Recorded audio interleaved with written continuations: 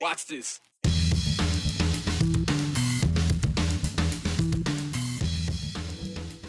No end in sight to the government shutdown, and for many Idahoans, that could mean higher health care bills, while the fight over tax credits could hit your wallet next.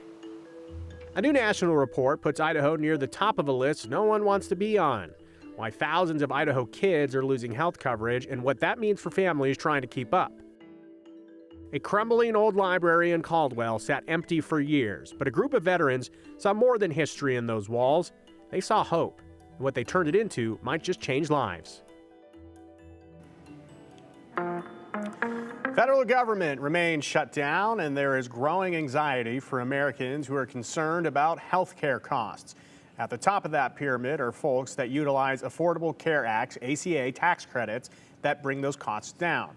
That group includes people that don't get health insurance through work, people who only work part-time, early retirees that can't use Medicaid yet, and others. And the Obama-era program was supplemented in 2021 in the American Rescue Plan, and expanding coverage to more income groups and increasing the amount of credits and how much they were worth. And the big beautiful bill was heavily criticized by some for not renewing those ACA tax credits. Republicans in Congress have said that they were too costly and that other medical care programs exist for the people that need it most. The debate is at the center of the government shutdown, and Democrats want to make a deal to fund the government, but one that includes provisions to extend the ACA tax credits. Today, we heard from some Idahoans about what could happen to their bills if a deal isn't made, and soon.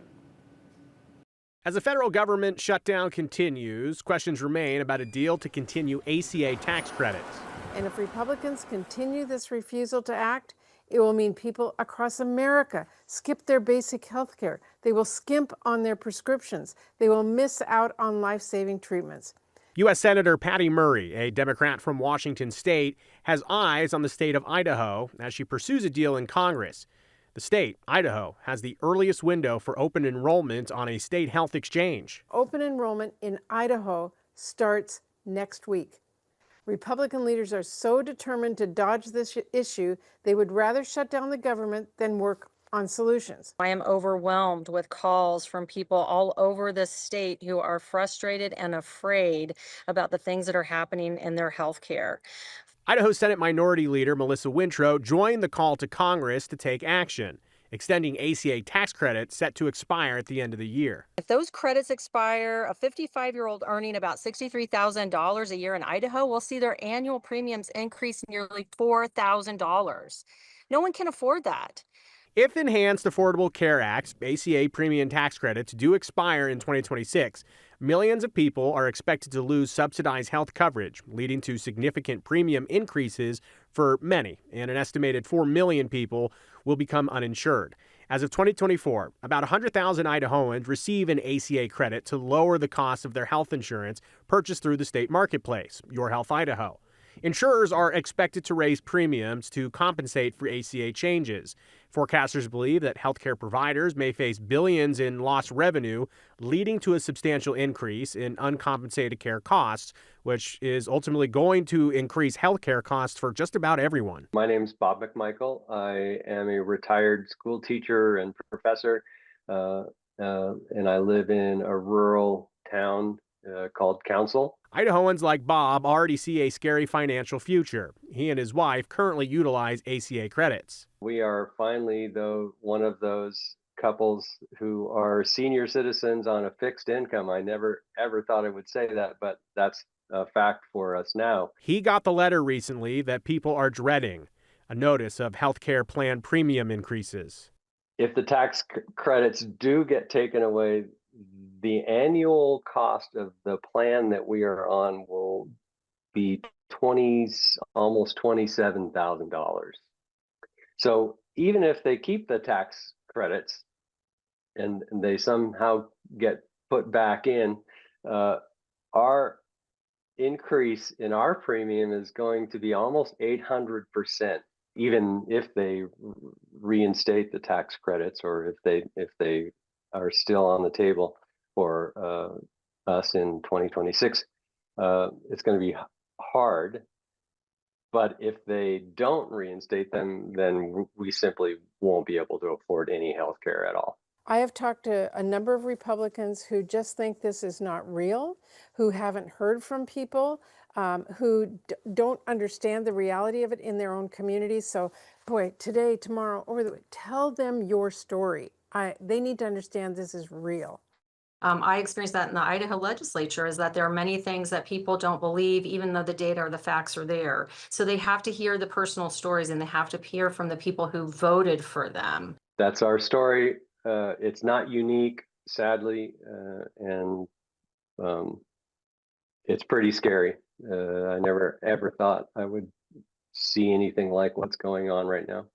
So the debate in Congress stands like this. Republicans have said they want a clean funding bill to keep over the government and to reopen the government, I should say, before they would want to engage with Democrats on some type of a deal on tax credits or health care in general. Democrats, meanwhile, say that they don't trust that we'll do it later. So Democrats are saying we will only really want to open the government with the deal that includes a provision in there for something like extending the ACA tax credits.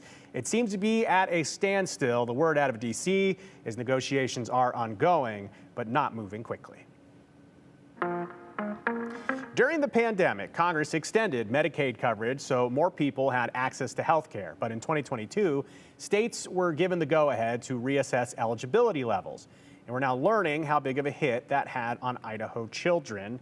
And our Aspen Shumpert joins us in studio. Aspen, what does this new study tell us? I know that there was, I guess, a September study that people are just diving into. Right, something we're just now learning, and it reveals there was about a 40% increase in the amount of Idaho children who became uninsured in general between the years of 2022 to 2024. But the study says that's closely correlated to Medicaid enrollment. The only state that saw a faster increase of uninsured children was the state of Texas.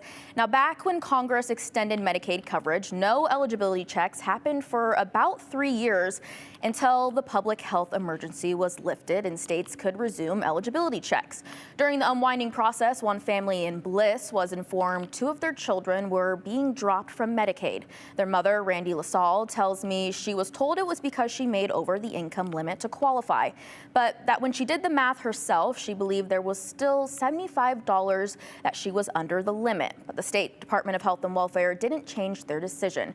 She decided to add her 2 kids on her private insurance, which cost her about $800 a month, more than her rent for the month. To afford it, she worked 3 jobs.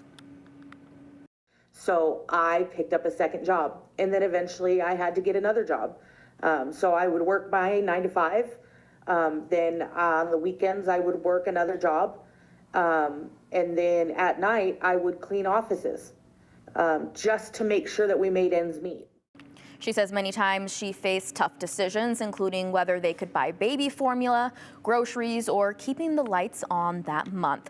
We're continuing to watch the impacts to those on Medicaid as we're seeing changes to it on the state level with new adult work requirements for eligibility and the conversations that are happening on the federal level as well. Joe, you're going to hear more about this family's journey with Medicaid a little later today as well from Idaho Voices for Children that are going to put these numbers into perspective coming up on the news at 10. And that's a study that came out of Georgetown University. There's a lot of people diving into it because some of the results are questions from months ago, what was going to happen here. Yeah, we're seeing some of those numbers come in. We're seeing some of the impacts from the last few years. But as Idaho Voices for Children will tell us a little bit later, we're expected to see more as changes are being made. And we'll see that tonight at 10 o'clock? Yep. All right. Aspen Shumpert, we'll see you tonight on the news at 10. Thank you so much. Well, campaign seasons are rolling in, and that means political signs will soon be popping up along Idaho highways in places that there already aren't signs. I've seen plenty. But before you stick one in the ground, state transportation officials are asking people to think twice about where you put it. Idaho Transportation Department says campaign signs cannot go in the highway right-of-way. That includes the shoulder, ditches, and low drainage areas. Officials say those signs can block visibility, distract drivers, and even get in the way of road maintenance. If ITD crews spot one in the wrong place, they will pull it up and store it at the nearest maintenance shed. and the candidates are welcome to go pick it up later. So if you're running for office or just helping someone out or even just going out on your own to do something, keep these tips in mind. We want to keep drivers safe. So stay out of the right-of-way. Always ask permission if you think you're going towards private property, and make sure to pick up your signs when the election is over. In the heart of Caldwell, just around the corner from Indian Creek Plaza, is the Carnegie Library.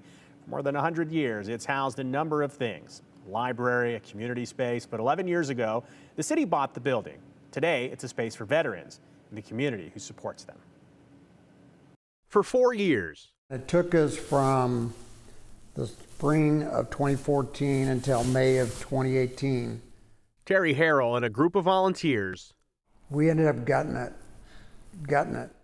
renovated the old Carnegie Library on Cleveland Boulevard. It was deteriorating to the point the city was probably going to have to demolish it. The goal, to turn it into a space for veterans. This is amazing because we own it. They gave it to us. It's on city property for $1 a year for 100 years. It's called the Caldwell Veterans Memorial Hall. It's the only, I'll bet, the only thing of its kind, definitely in the Northwest. Every weekday, veteran volunteers are on site, ready to help veterans who walk through the door. If they're struggling to find work, we can help them find work. We have food baskets, we can gas card, we can talk to them and work them through, give them a hand up and help them get going again. Programs that serve our veterans or families, from AA meetings in the evenings when people can get to them, to having counselors, to having service officers here. And the need continues to grow. Currently, the hall is helping about 1,000 people every single month. One veteran who walked through those doors is Jessica Hanna. So I was in the Army. I joined back in 1984. I had to medically discharge from the service October of '85.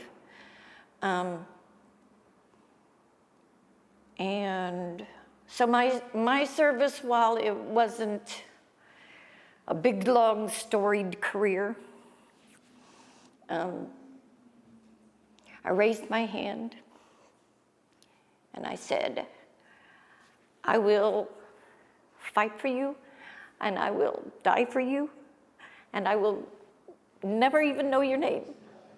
She found the nonprofit last October. Since then, she's formed a bond with the veterans she met here. Even when like my own real birth family doesn't understand, because they don't get it in the way that other military people do. They understand that we have hard days, but they don't understand the why. And the people here know and understand why is today hard, why it's just a day. No, it's an anniversary of sorts. And the people here get it. You're a veteran, you put your name on the line and was willing to give your life for the American people, and we honor that and respect it here. And The building is full of history and memorabilia, pictures and uniforms from most combats dating back to World War I. Downstairs, there's also a full kitchen and a space for the community to use, whether that's weddings, memorials, or business meetings. And outside, they're always looking for volunteers. You don't have to be a veteran to join in, and we've got a link to show you how you can help right now at ktvb.com.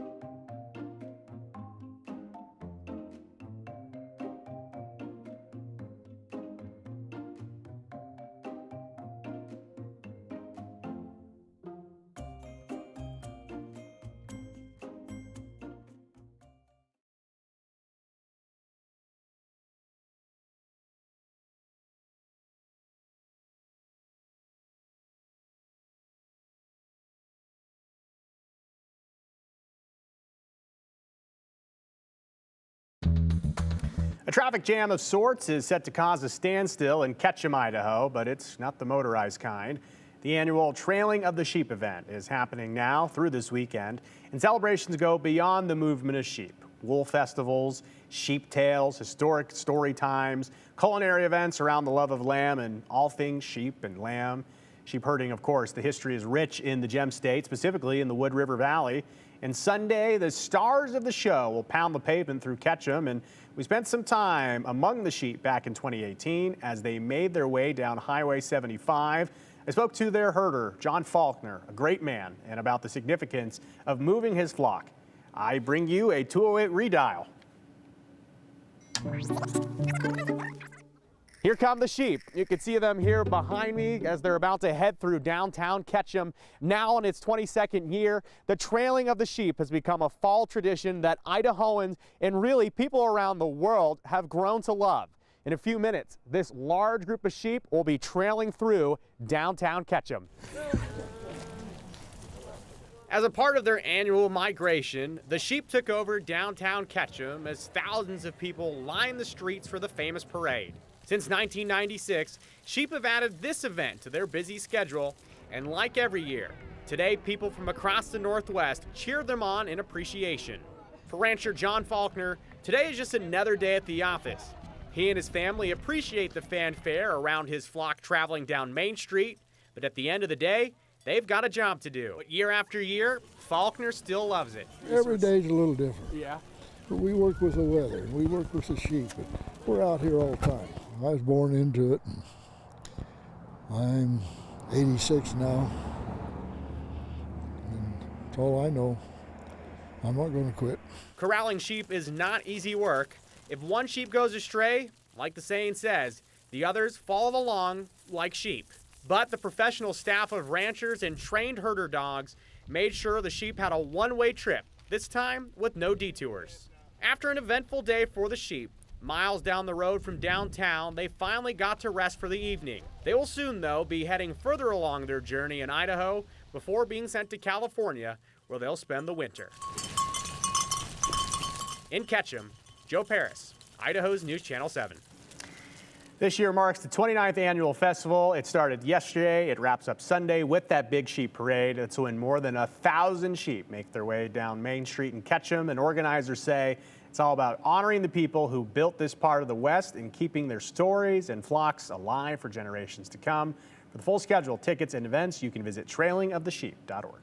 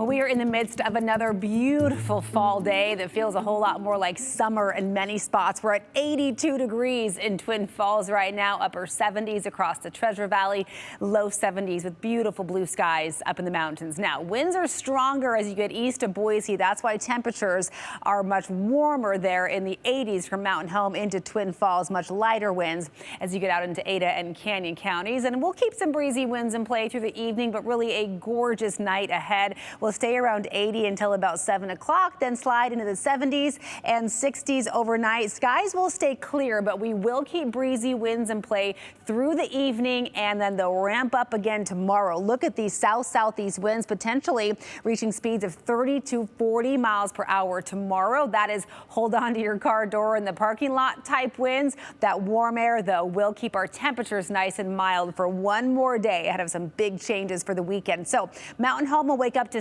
60 degrees tomorrow, upper 50s for Caldwell, Nampa, and Boise. Will stay in the 50s in the Magic Valley as well. High temps tomorrow will warm into the 80s across much of the Snake River Plain, or at least very close to it, with sunny skies and mid to upper 60s up in the mountains. Now, as early as late tomorrow afternoon into the early evening, can't rule out an isolated thunderstorm that could bubble up as the cold front we're anticipating for Friday night starts making its approach. So keep an eye on the sky tomorrow night, and then look at that first alert weather weekend. We lose 20 degrees of warmth on Saturday with brisk breezy winds. Isolated rain showers will come and go across the lower elevations with some high elevation mountain snow possible by Sunday morning.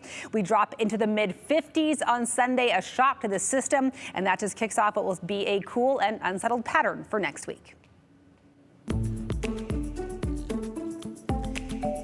An Idaho teacher is recognized for his commitment to educating students. Boise State basketball is kicking off, maybe I should say tipping off. And if you can't make it to the game, you won't have to go far to watch it. Hunter Funk has that and more in the 411. A plan to build more than 200 affordable housing units in a Boise neighborhood is sparking debate. Supporters say the development addresses a critical need, but neighbors worry about the impacts. It's planned for the Cruzen Montana View neighborhood off of Fairview in Boise. A 6-story affordable housing development would move in on Bond Street. The project proposes 205 units with only 162 parking spots for the property. The commission voted to approve the project with a few requested design changes of mural colors and exterior lighting. Those changes will likely be approved at an upcoming commission work session, which will mark the final stamp of approval for the project.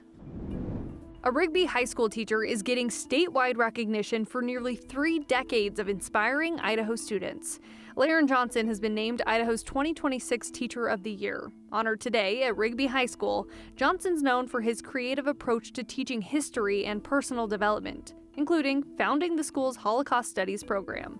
He spent 28 years in the Jefferson School District, helping students think critically and connect what they learn in class to the world around them.